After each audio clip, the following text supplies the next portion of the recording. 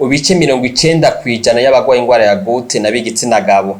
Abigitsina gore nabo barayigwara mugabo mu gihe bamaze kuja muri ya myaka yabo yo gucamvyaro. Umugwayi wa gute agira ububabare bufatiye mu ngingo, ino rikuru ryo rikunze kubabara ukagira ububabare bufatiye mu ngingo hakanavyimba. Ahanini ni ingwara dusanga mu bageze mu zabukuru mugabo ahanini ikunze kwigaragaza mu myaka ihera nko ku myaka 35 kuduga. Rero mu mfungurwa dufungura hari ibishobora gutuma umuntu agwara gute. Ni imfungurwa zigwiriyemo ndema mubiri.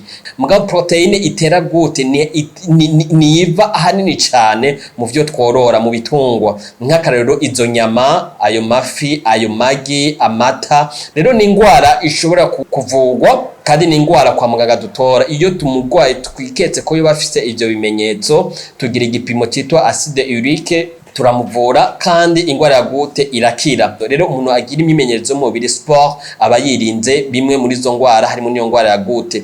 Ikindi ni kunywa amazi menshi cyane. Umugwayi wa gute asanzwe deja agwaye gute tumuhanura kunywa amaritiro n'imiburi 2 ku munsi. Ku muntu adasanzwe afite ikindi kibazo nk'akarero ingwara y'umutima za hypertension n'ibindi anywa cafe biragabanya acide urique. Ingwara ya gute iratera ama complication ya mbere ni ingwara yitwa nephropathie interstitielle. Iyo ni ingwara ifatira mu mafyigo isho no kugutera ingwara yitwa insuffisance rénale, ingwara y'amafyigo ituma n'amafyigo adashobora gukora igikorwa cayo.